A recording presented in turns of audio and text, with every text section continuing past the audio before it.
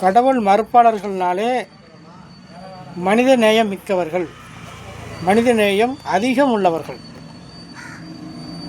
அதனால தான் பெரியார் ஒரு கடவுள் மறுப்பாளராக இருந்தாலும் அவர் மனித நேயத்துக்கு இழைக்கப்படுகிற துன்பங்களை கண்டு, துயரங்களை கண்டு, அக்கிரமங்களை கண்டு உதித்தெழுந்தார்.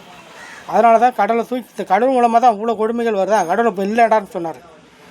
கடவுள் நம்பிக்கை இல்லாதவர்கள் தான் மிக மிக மனித நேயம் மிக்கவர்கள், மனித நேயம் அதிகமாய் உள்ளவர்கள்.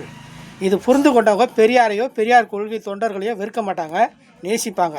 ஏன்னா நாங்கள் மனிதனை அதிகமாக நேசிக்கிறதுனால தான் பெண்ணடிமை, சாதி கொடுமை இதெல்லாம் நான் வேணாம். இதெல்லாம் எங்கேருந்து வருதுன்னா கடவுள் மூலமாக வருது, மதம் மூலமாக வருது. மதத்தை தூக்கி போடுறான்னாரு. கடவுள் சாத்திரன்னு சொல்ல கடவுள் இல்லைடான்னு சொன்னார்.